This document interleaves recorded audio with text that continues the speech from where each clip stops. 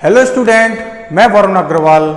मैंने अपनी last video में आपको डिफरेंशियल इक्वेशन को कैसे सॉल्व करते हैं उस पर चर्चा करी थी। और डिफरेंशियल इक्वेशन भी कौन सी, फर्स्ट ऑर्डर की तो थी, बट फर्स्ट डिग्री की ना हो तब की।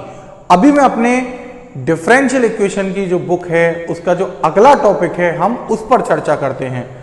और अपना जो अगला टॉपिक है उसका नाम है ऑर्थोगोनल ट्रेजेक्ट्री। क्या है? Orthogonal trajectory.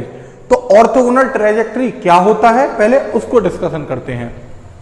If a curve cuts every member of A given family of the curve at right angle, it is called an orthogonal trajectory of the given family.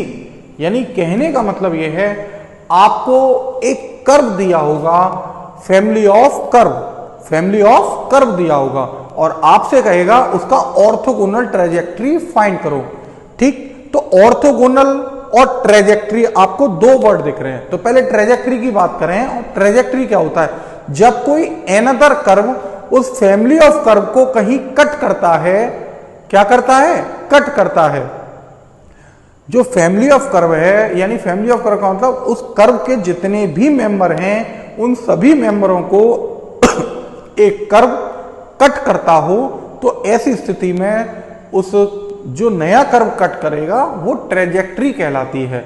और अगर वो right angle यानी 90 degree पर cut करे, कितने angle पर? 90 degree पर अगर कट करता हो कोई कर्व किसी फैमिली ऑफ कर्व को, तो ऐसी स्थिति में उस कर्व को हम ऑर्थोगोनल ट्रेजेक्ट्री कहते हैं। क्या कहते हैं? Orthogonal trajectory. यानी एक फैमिली ऑफ कर्व उसके एवरी मेंबर को कोई अनदर कर्व कट करता हो, कितने एंगल पर?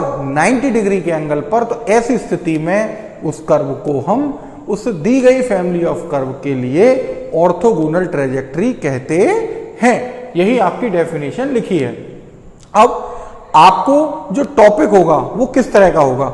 आपको एक फैमिली ऑफ कर्व गिवन होगी और आपसे बोलेगा उस फैमिली ऑफ कर्व को गिवन करने के बाद कि इस फैमिली ऑफ कर्व की ऑर्थोगोनल ट्रेजेक्ट्री फाइंड करिए। तो आपके यहां दो तरीके के क्वेश्चंस आपके पेपर में आते हैं। या तो आपका जो फैमिली ऑफ कर्व होगा वो कार्टेशियन कोऑर्डिनेट होगा। क्या होगा? कार्टेशियन कोऑर्डिनेट्स होगा। या फिर आपका पोलर कोऑर्डिनेट के रूप में होगा। तो पहले मैं बात करता हूं जब आपका कर्व कार्टेशियन कोऑर्डिनेट की फॉर्म में हो, कार्टेशियन यानी कार्तीय रूप में हो, कार्तीय निर्देशांकों के रूप में हो आपका फैमिली ऑफ कर्व, तब हम उसकी ऑर्थोगोनल ट्रेजेक्ट्री कैसे फाइंड करेंगे उसकी वर्किंग रूल मैंने आपको लिखी है। पहले वर्किंग रूल को समझते हैं और फिर इस वर्किंग रूल पर आधारित अपना एक क्वेश्चन के माध्यम से ऑर्थोगोनल ट्रेजेक्ट्री को फाइंड करेंगे। तो हम किस टॉपिक की बात कर रहे हैं? Orthogonal trajectory. और ऑर्थोगोनल ट्रेजेक्ट्री भी किसकी? जब आपका जो फैमिली ऑफ कर्व हो वो आपका कार्टेशियन कोऑर्डिनेट की फॉर्म में हो। तो let the given family of the curve be function of x, y, c is equal to 0। यानी आपको जो फैमिली ऑफ कर्व गिवन है उसमें दो वेरिएबल, एक x और एक y गिवन है। साथ ही वहां c कांस्टेंट का वर्क कर रहा है जो कि पैरामीटर कहलाता है। क्या कहलाता है? पैरामीटर। किसका?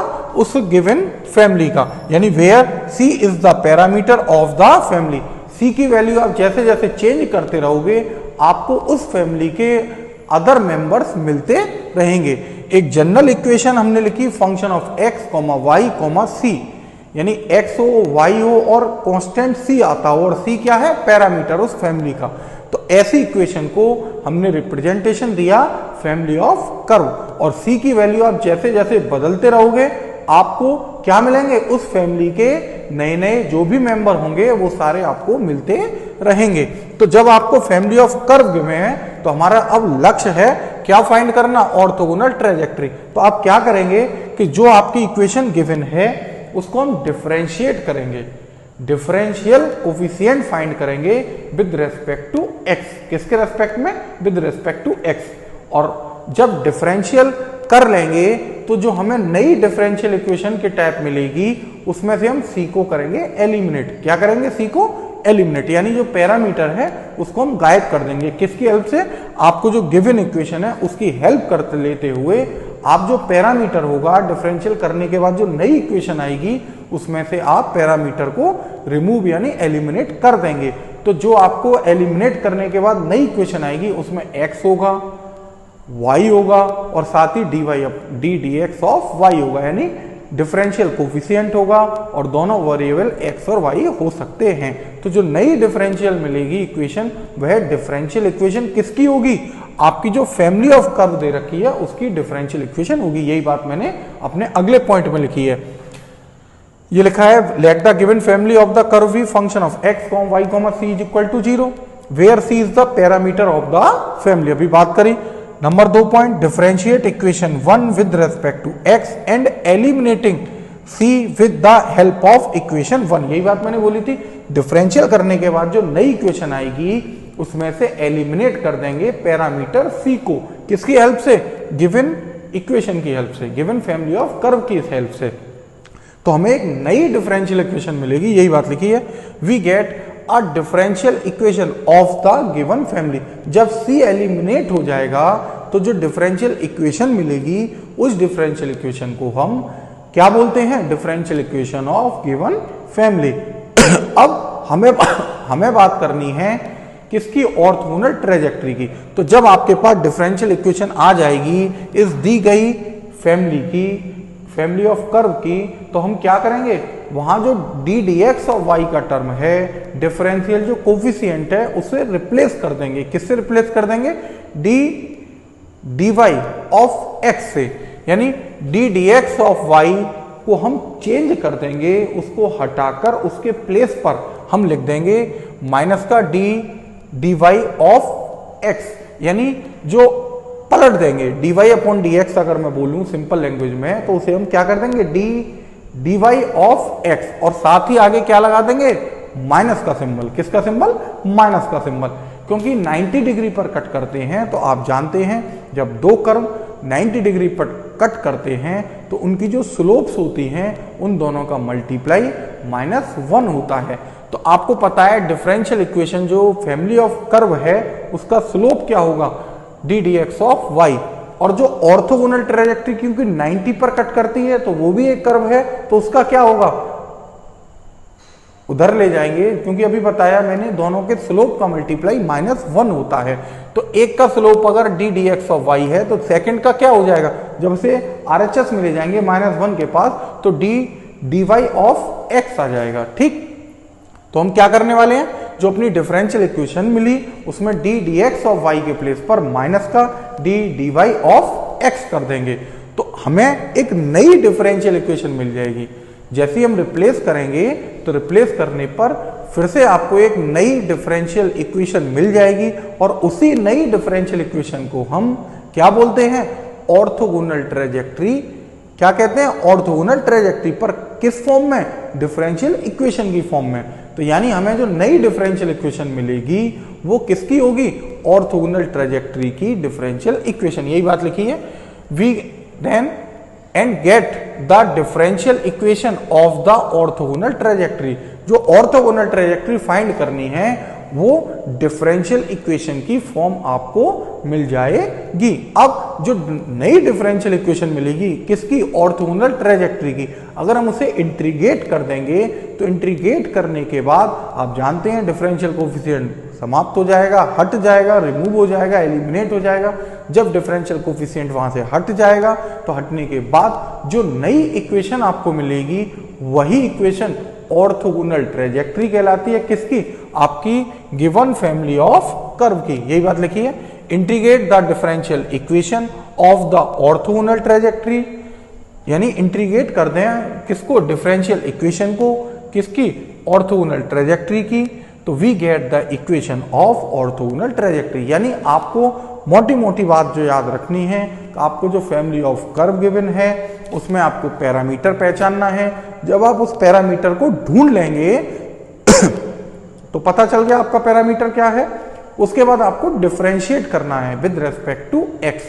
तो डिफरेंशिएट करने पर जो नई इक्वेशन आएगी उसमें वो पैरामीटर होगा। या तो डिफरेंशियल करने पर वो गायब हो जाएगा, और अगर गायब नहीं होता, एलिमिनेट नहीं होता, तो आपको जो फैमिली ऑफ कर्व गिवन है, जैसे हमने इक्वेशन नाम 1 दे रखा है इस टॉपिक के अंदर, तो वहां की हेल्प से, उस इक्वेशन की हेल्प से डिफरेंशियल करने के बाद जो नई इक्वेशन आई है वहां से हम उस पैरामीटर को एलिमिनेट कर देंगे। तो पैरामीटर को एलिमिनेट करने के बाद जो नई डिफरेंशियल इक्वेशन मिलेगी वो डिफरेंशियल इक्वेशन किसकी होगी? आपकी फैमिली ऑफ कर्व की, जो आपको गिवन फैमिली ऑफ कर्व थी।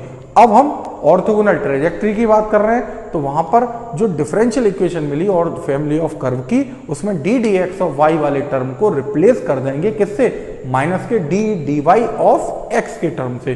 तो आपको एक नई डिफरेंशियल इक्वेशन मिल जाएगी और उस डिफरेंशियल इक्वेशन का अगर हम इंटीग्रेट कर दें तो इंटीग्रेट करने के बाद जो नई इक्वेशन मिलेगी उसी इक्वेशन को हम ऑर्थोगोनल ट्रेजेक्टरी बोलते हैं। किसकी? आपकी गिवन फैमिली ऑफ कर्व की। अभी एक एग्जाम्पल के माध्यम से अपने इस टॉपिक को समझने का प्रयास करते हैं। तो एक उदाहरण लेता हूं और अपने इस टॉपिक का डिस्कशन करता हूं। तो ऑर्थोगोनल ट्रेजेक्टरी फाइंड करने के लिए एक एग्जाम्पल हमने चुना, और एग्जाम्पल भी कौन सा? मैंने बताया ना, आपके यहां दो तरीके का क्वेश्चन है। जब आपकी जो family of curve Cartesian coordinate में हो और सेकंड जब पोलर कोऑर्डिनेट में हो। तो अभी मैंने अपना जो टॉपिक बात करी थी वो कार्टेशियन कोऑर्डिनेट की बात करी थी। तो अभी हम कार्टेशियन कोऑर्डिनेट पर आधारित एक एग्जाम्पल लिया। क्या एग्जाम्पल है? y is equal to a into x square, और आपको ये जो फैमिली ऑफ कर्व गिवन है, हमसे बोला है इस फैमिली ऑफ कर्व का आपको ऑर्थोगोनल ट्रेजेक्टरी फाइंड करनी है। क्या फाइंड करनी है? Orthogonal trajectory. तो मैंने आपको एक पूरा प्रोसीजर समझाया था, उसी प्रोसीजर को हम फॉलो करते हुए अपनी ऑर्थोगोनल ट्रेजेक्टरी फाइंड करते हैं। कैसे? सबसे पहले अपनी गिवन इक्वेशन लिखता हूं। गिवन फैमिली ऑफ कर्व क्या है? गिवन फैमिली ऑफ कर्व आपको है y is equal to a into x square. अगर मैं यहां बात करूं तो मैंने अभी बताया था, आपको जो इक्वेशन दे रखी होगी, फैमिली ऑफ कर्व दिया होगा, उसमें आपको सबसे पहले अपना पैरामीटर पहचानना है।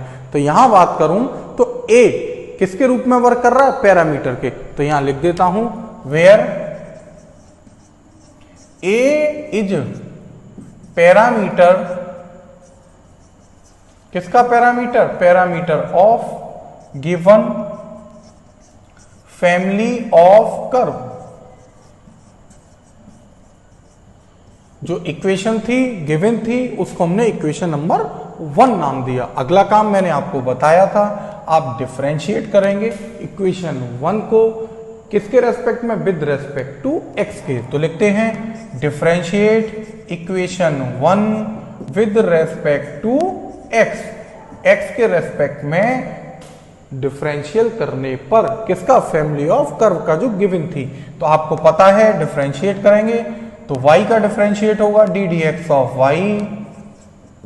a इंटू एक्स स्क्वायर की बात करें तो a कांस्टेंट के रूप में वर्क करेगा, तो a बाहर आ जाएगा, और एक्स स्क्वायर का जब डिफरेंशियल करेंगे विद रेस्पेक्ट टू x तो आपको पता है एक्स स्क्वायर का डिफरेंशियल होगा 2x।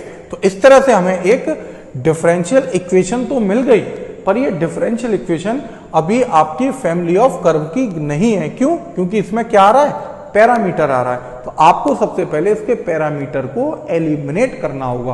कैसे करेंगे एलिमिनेट? हम जो आपको गिवन इक्वेशन है, गिवन फैमिली ऑफ कर्व है, उसकी हेल्प लेते हुए आपको यहां से जो डिफरेंशियल करने के बाद इक्वेशन आई है वहां से आपको अपने पैरामीटर को गायब करना है, एलिमिनेट करना है। तो कैसे एलिमिनेट कर सकते हैं? यहां से a की वैल्यू को यहां पुट कर देते हैं। कितना? a की वैल्यू की अगर मैं बात करूं तो इक्वेशन 1 से a इज इक्वल टू हो जाएगा y अपॉन एक्स स्क्वायर। तो a के प्लेस पर मैं कितना लिख देता हूं? y अपॉन एक्स स्क्वायर, और इनटू में कितना था? 2x। कहां से आया? हमने लिया है यूज किसका? फर्स्ट इक्वेशन का। किसका यूज किया? इक्वेशन फर्स्ट का। इक्वेशन फर्स्ट का यूज किया और हमने a को हमने यहां से एलिमिनेट कर दिया। तो जो नई इक्वेशन आपको मिली, क्या मिली? D D x of Y is equal to 2y upon X. तो जो नई डिफरेंशियल इक्वेशन आपको दिख रही है उसी डिफरेंशियल इक्वेशन को हम differential equation of given family of curve कहते हैं। तो आप लिख सकते हैं यहां विच इज डिफरेंशियल इक्वेशन क्या है, विच is differential equation of given family of curve. जो आपको फैमिली दे रखी थी कर्व की, उसकी क्या है, ये डिफरेंशियल इक्वेशन है, और हमने इसको नाम दे दिया इक्वेशन नंबर 3। अब हमें बात करनी है इस फैमिली ऑफ कर्व की ऑर्थोगोनल ट्रेजेक्ट्री की। तो ऑर्थोगोनल ट्रेजेक्ट्री इसकी फाइंड करने से पहले इसकी जो डिफरेंशियल इक्वेशन आई है, इस डिफरेंशियल इक्वेशन की ऑर्थोगोनल ट्रेजेक्ट्री फाइंड करेंगे। किस फॉर्म में, डिफरेंशियल इक्वेशन की फॉर्म में। तो आपको बताया था फॉर ऑर्थोगोनल ट्रेजेक्ट्री आप क्या करेंगे, रिप्लेस कर देंगे d D x of y को किससे, y minus d d y of x से हम क्या कर देंगे, रिप्लेस कर देंगे। D D x of y के प्लेस पर कितना आ जाएगा, minus d d y of x. तो क्या आ जाएगी इक्वेशन, वी गेट, क्या मिल जाएगा हमें, इसके प्लेस पर हमने क्या लिखा, minus d d y of x is equal to R H S में कितना है, 2y अपॉन एक्स। कितना है, 2y अपॉन एक्स। ये जो नई इक्वेशन आपको दिख रही है, ये कौन सी इक्वेशन है, ये डिफरेंशियल इक्वेशन है। किसकी, ऑर्थोगोनल ट्रेजेक्ट्री की। और ऑर्थोगोनल ट्रेजेक्ट्री किसकी, गिवन फैमिली ऑफ कर्व की। आप चाहें लिख सकते हैं यहां क्या, which is differential equation, which is differential equation of orthogonal trajectory। कौन सी, orthogonal trajectory of given family of curve. Given family of curve, जो आपको फैमिली ऑफ कर्व गिवन है, उसकी ऑर्थोगोनल ट्रेजेक्ट्री की डिफरेंशियल इक्वेशन है। इसको हम नाम दे देते हैं इक्वेशन नंबर 4।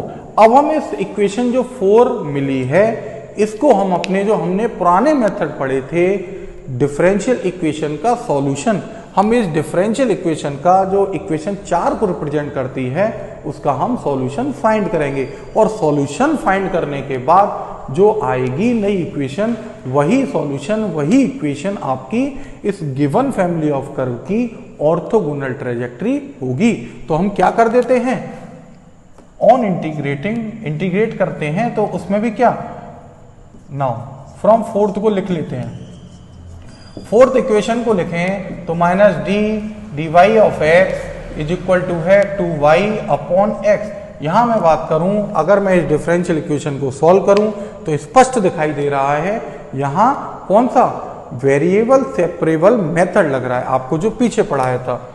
तो वेरिएबल सेपरेबल मेथड क्या कहता है, दो वेरिएबल है x और y, तो x वाले एक तरफ और y वाले एक तरफ। तो फाइनली हम लिख सकते हैं इसे माइनस एक्स इंटू में डी ऑफ एक्स और 2y इंटू में डी ऑफ y। अगला काम ऑन इंटीग्रेटिंग, जब हम इसका इंटीग्रेट करेंगे, इंटीग्रल करने पर आप जानते हैं माइनस एक्स का इंटीग्रल कितना होता है, माइनस एक्स का integral with respect to x, तो क्लियर है माइनस एक्स स्क्वायर अपॉन 2 होता है। साथ ही अगर हम इस 2y का डिफरेंशियल करें तो 2y का डिफरेंशियल आप जानते हो कितना होगा, y स्क्वायर। क्यों, क्योंकि y का इंटीग्रल करेंगे तो y स्क्वायर अपॉन 2 आएगा, इनटू में 2 है, 2 से 2 कैंसिल हो जाएगा। साथ ही हम चाहें यहां क्या जोड़ सकते हैं, कांस्टेंट जोड़ सकते हैं, इंटीग्रेशन कांस्टेंट। और हमने इंटीग्रेशन कांस्टेंट जोड़ दिया कितना, c तो वहां क्वेश्चन में दिया था, नहीं a दिया था, तो हमने यहां क्या जोड़ दिया, c जोड़ दिया। और आप चाहें इसे फाइनली लिख सकते हैं कितना, 2 का अगर मल्टीप्लाई कर दें पूरे में तो 2c minus x square is equal to 2y square, और चाहें 2y square plus X square is equal to 2 into C. तो ये जो हमें डिफरेंशियल इक्वेशन को इंटीग्रेट करने के बाद जो नई इक्वेशन मिली है, यही इक्वेशन ऑर्थोगोनल ट्रेजेक्ट्री होगी। किसकी? आपकी गिवन फैमिली ऑफ कर्व की। आप लिख सकते हैं इट इज क्या? Orthogonal trajectory of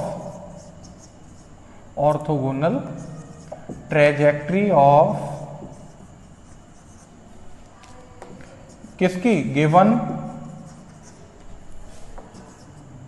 family of curve. आपको जो फैमिली ऑफ कर्व गिवन थी उसकी ऑर्थोगोनल ट्रेजेक्ट्री क्या हो गई? 2y² plus x² is equal to 2c। हो सकता है कभी कभी यहां 2c ना देकर यहां कांस्टेंट c² दे सकता है। क्यों? क्योंकि आपको पीछे भी हमने बताया है कांस्टेंट की बात है तो अपनी स्वेच्छानुसार हम यहां पर कोई भी कांस्टेंट लिख सकते हैं, क्योंकि हर एक टर्म को सिमेट्रिक फॉर्म बनाने के लिए हो सकता है कि उत्तर में आपके c² भी लिखा हो, क्योंकि y की पावर आपको दिख रही है 2 है, x की पावर भी आपको दिख रही है 2 है, तो हो सकता है वो 2c ना लिखकर यहाँ c² अपने आंसर में आ सकता है। तो c² लिख दो या 2c लिख दो, एक ही बात है। तो ये तो था अपना क्या कि जब आपको एक फैमिली ऑफ कर्व गिवन हो तो उसकी हम कैसे ऑर्थोगोनल ट्रेजेक्ट्री फाइंड करते हैं। अभी मैं अपने इसी ऑर्थोगोनल ट्रेजेक्ट्री के आपके सेकंड टॉपिक पर चलता हूं। जब आपकी जो फैमिली ऑफ कर्व हो उसकी जो फॉर्म हो वो किस फॉर्म में दे रखी हो? पोलर कोऑर्डिनेट की फॉर्म में, यानी आपके पोलर कोऑर्डिनेट में हो, तब हम उसको कैसे ऑर्थोगोनल ट्रेजेक्ट्री फाइंड करते हैं। तो हम उस टॉपिक की अब बात करते हैं।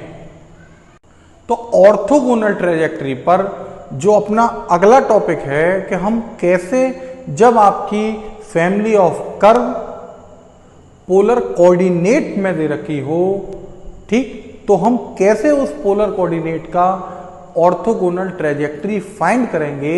हम उसका पहले मेथड समझते हैं, फिर एक एग्जाम्पल के माध्यम से अपने और टॉपिक को अच्छे से समझने का प्रयास करेंगे।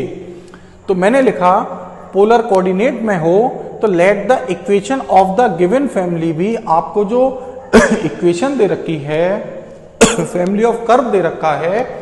अभी जब कार्टेशियन कोऑर्डिनेट था तो उसमें वेरिएबल x था, y था और एक पैरामीटर था। अभी जब हम बात कर रहे हैं जब आपकी इक्वेशन पोलर फॉर्म में हो, पोलर कोऑर्डिनेट में हो, तो वहां जो दो वेरिएबल होंगे वो r वर्किंग करेगा और एक थीटा वर्किंग करेगा, और साथ ही एक पैरामीटर होगा जिसे हमने नाम दिया है c। तो इक्वेशन नंबर 1 डालेंगे where c is the parameter. अब वही अपना पुराना काम, पहले हम डिफरेंशिएट करते थे विद रेस्पेक्ट टू x, अब हम डिफरेंशिएट करेंगे विद रेस्पेक्ट टू थीटा। किसके रेस्पेक्ट में? थीटा के रेस्पेक्ट में, विद रेस्पेक्ट टू थीटा। और अगला स्टेप क्या था कि जो डिफरेंशियल करके नई इक्वेशन बनेगी उस इक्वेशन में से उस पैरामीटर को वहां से एलिमिनेट करेंगे। किसकी हेल्प से? जो गिवन इक्वेशन है। तो यही बात लिखी है, differentiate equation 1 with respect to theta and eliminating c, और c को एलिमिनेट करने पर किसकी हेल्प से करेंगे? गिवन फैमिली ऑफ कर्व की हेल्प से। उसके बाद we get a differential equation, हमें एक डिफरेंशियल इक्वेशन मिल जाएगी। किसकी differential equation? Of given family of curve की। ये जो फैमिली ऑफ कर्व गिवन थी उसकी हमको डिफरेंशियल इक्वेशन मिल जाएगी।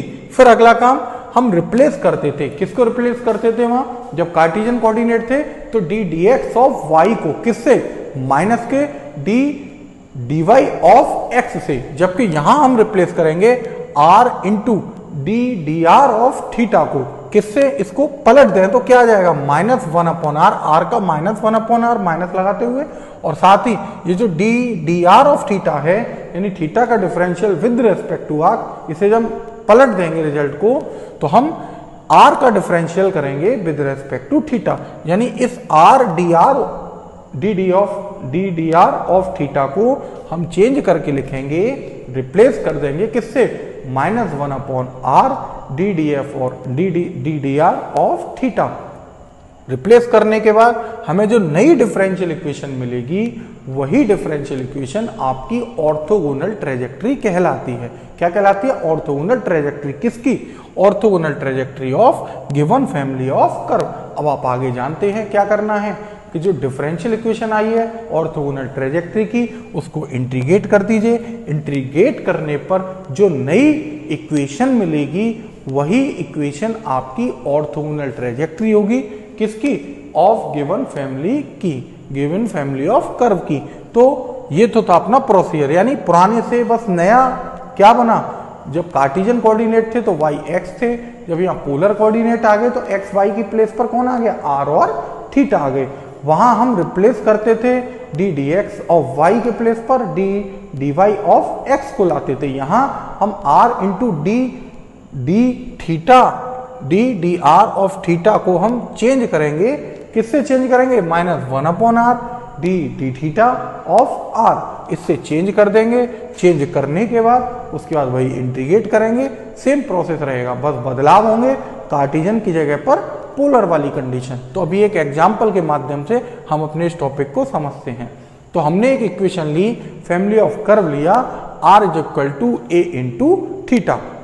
जैसा कि आपको स्पष्ट दिख रहा है, r और थीटा वेरिएबल हैं, पोलर कोऑर्डिनेट हैं, और जो a है वो किसकी वर्किंग कर रहा है, पैरामीटर की। आप चाहें लिख सकते हैं where a is the parameter. a क्या है, पैरामीटर, किसका parameter, parameter of given family of curve. अब अगला काम क्या था, आपको बताया था कि ये जो इक्वेशन आपको गिवन है उसका हम डिफरेंशिएट करेंगे विद रेस्पेक्ट टू किसके, विद रेस्पेक्ट टू थीटा के। तो अभी हम लिख देते हैं differentiate equation 1 with respect to theta. हमने थीटा के रेस्पेक्ट में डिफरेंशिएट किया और डिफरेंशिएट करने पर आपके पास आ जाएगा d theta of r is equal to a constant और थीटा के रेस्पेक्ट में 1। तो इस तरह से आपके पास एक नई इक्वेशन आ गई। उस इक्वेशन में से अगर मैं पैरामीटर को एलिमिनेट कर दूं तो एलिमिनेट करने के बाद जो नई इक्वेशन आएगी वह इक्वेशन आपकी क्या कहलाएगी, differential equation of given family of curve. तो अभी हम यहां से किसको रिमूव करने वाले हैं, ए को रिमूव करने वाले हैं, ए को एलिमिनेट करने वाले हैं, किसकी हेल्प से, आपके गिवन इक्वेशन की। तो वहां से अगर मैं आर ए की वैल्यू निकालूं तो ए की वैल्यू r अपॉन थीटा आ जाएगी। कितनी आ जाएगी, r अपॉन थीटा। तो यहां मैं क्या कर दूं, डी थीटा ऑफ r बराबर ए के प्लेस पर कितना, r अपॉन थीटा। यहां लिख सकते हो हमने किसकी हेल्प ली है, फ्रॉम इक्वेशन फर्स्ट की। फर्स्ट इक्वेशन का यूज करते हुए हमने a को एलिमिनेट कर दिया। अब ये जो नई इक्वेशन मिली यही इक्वेशन आपकी डिफरेंशियल इक्वेशन है, विच इज, लिखना चाहो लिख सकते हो, which is differential equation of, किसकी differential equation, differential equation of given family of curve. अगला काम क्या करें, इसको इंटीग्रेट कर देते हैं। ठीक, इसको मैंने नाम दिया, अब हम लिख देते हैं रिप्लेस, किसको रिप्लेस करना है, r ऑफ थीटा के प्लेस पर कितना लिख देंगे, by -1/r d theta of r। ठीक, वी गेट, हमें क्या मिल जाएगी, रिप्लेस करते हैं। एक काम कर लेते हैं, अगर इस इक्वेशन पर फोकस करें तो अगर मैं इसे इधर ले जाऊं और थीटा को इधर ले आऊं तो हमें क्या मिलेगा, theta is equal to, theta को अगर मैं इधर ले जाता हूं तो आपके पास आ जाएगा r into D R of theta. तो r D R of theta के प्लेस पर कितना आ जाएगा, -1/r d theta of r। मैंने क्या किया, मैंने जो इक्वेशन आपको मिली थी उसमें थीटा को LHS में ले जाते हैं और LHS वाली टर्म को RHS में ले जाते हैं। तो RHS में आप जैसे ही ले जाएंगे तो ये पूरा टर्म आपको मिल जाएगा, r into D R of theta, r into D R of theta, और इसके प्लेस पर कितना लिख दिया, -1/r d theta of r, इसके प्लेस पर हमने रख दिया।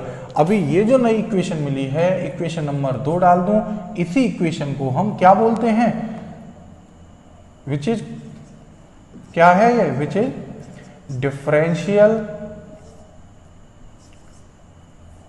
विच इज डिफरेंशियल इक्वेशन ऑफ, किसकी इक्वेशन है? Differential equation of orthogonal trajectory. Orthogonal trajectory, किसकी orthogonal trajectory? Of given family of curve, family of curve. अब अगला काम, इस इक्वेशन 2 को हमें क्या करना है? इंटीग्रेट करना है। अगर इस इक्वेशन 2 पर जाएं तो इसमें भी हम वेरिएबल सेपरेबल मेथड से इसको सॉल्व कर सकते हैं। तो हमने लिखा सो फ्रॉम 2, इक्वेशन 2 कितनी आ जाएगी? आपके पास इक्वेशन 2 आ जाएगी 1/r इंटू में d of r is equal to minus theta into d of theta. आप देखिए थीटा वाले टर्म एक तरफ, आर वाले टर्म एक तरफ, माइनस को थीटा की ओर भेज दिया। इंटीग्रेट करते हैं ऑन इंटीग्रेटिंग, तो इंटीग्रेट करने पर आपके पास क्या आ जाएगा? इंटीग्रेट करने पर आप जानते हैं 1/r का इंटीग्रल लॉग r हो गया, साथ ही माइनस थीटा का करेंगे तो minus theta square upon 2 plus constant हमने ऐड कर दिया, कांस्टेंट c। कितना ऐड कर दिया? क्योंकि यहां लॉग आया है तो हमने लॉग c ही कांस्टेंट के रूप में लिख दिया। लॉग वाले एक तरफ ले जाएं तो आपके पास आ जाएगा log r minus log c is equal to minus theta square upon 2। और चाहें इसे लिख के दिखा सकते हैं log r upon c is equal to minus theta square upon 2। यही आपकी क्या है? Orthogonal trajectory of given family of curve. और आप चाहें अगर इसको मैं एंटीलॉग ले लूं, एंटीलॉग लेने पर आप जानते हैं LHS से लॉग कैंसिल हो जाएगा, RHS में क्योंकि लॉग नहीं है तो RHS वाली वैल्यू e की पावर में आ जाएगी। यानी r इक्वल टू अगर मैं लिखूं तो क्या आ जाएगा? c क्योंकि मल्टीप्लाई में आ जाएगा, इनटू में e की पावर में माइनस थीटा स्क्वायर अपॉन 2। यानी r इक्वल टू कितना आ गया? r इक्वल टू आ गया c इंटू e की power minus theta square upon 2। यही क्या है? Orthogonal trajectory of given family of curve. तो इस तरह से अपना ये आंसर आ जाता है। यानी हमने क्या देखा? तो हमने ये देखा कि आपकी जो फैमिली ऑफ कर्व थी पोलर कोऑर्डिनेट की फॉर्म में, तो सबसे पहले हमने डिफरेंशिएट किया विद रेस्पेक्ट टू थीटा, और डिफरेंशिएट करने के बाद जो नई इक्वेशन आई डिफरेंशियल की फॉर्म में, वहां से हमने पैरामीटर को एलिमिनेट कर दिया। किसकी हेल्प से? गिवन फैमिली ऑफ कर्व की हेल्प से। और जब वहां से हमने एलिमिनेट करके जो नई इक्वेशन मिली, उस इक्वेशन को ही हम differential equation of given family of curve बोलते हैं। फिर आपको रिप्लेस करना है, किसको रिप्लेस करना है? इस डिफरेंशियल इक्वेशन में से r into D R of theta को, किससे? -1/r d theta of r को। तो हमने इस जो डिफरेंशियल इक्वेशन थी उसको हमने रिप्लेस करके जो नई इक्वेशन मिली वो भी r थीटा में थी, उस नई डिफरेंशियल इक्वेशन को ही हम ऑर्थोगोनल ट्रेजेक्ट्री की डिफरेंशियल इक्वेशन बोलते हैं। किसकी? गिवन फैमिली ऑफ कर्व की। अगला काम, जो इक्वेशन 2 है उसको हमने इंटीग्रेट कर दिया। अपने पुराने जो मेथड आपको पढ़ाए हैं, जो भी लग रहा हो, इसमें वेरिएबल सेपरेबल मेथड लग रहा था, उस मेथड का हमने यूज किया, और यूज करके जो नया अपना जो आंसर आया, जो सॉल्यूशन आया, उसी सॉल्यूशन को हम क्या कहते हैं? Orthogonal trajectory of given family of curve. तो इस तरह से अपना ये टॉपिक कंप्लीट होता है। अभी आज मैंने अपनी इस वीडियो में बात करी थी ऑर्थोगोनल ट्रेजेक्ट्री क्या है। तो ऑर्थोगोनल ट्रेजेक्ट्री क्या है उसकी चर्चा करी, साथ ही ऑर्थोगोनल ट्रेजेक्ट्री को हम कैसे फाइंड करते हैं उसकी भी बात करी। तो अब मैं अपनी अगली वीडियो में कुछ नए टॉपिक और कुछ नए क्वेश्चंस के साथ मुलाकात करूंगा। तब तक के लिए नमस्कार।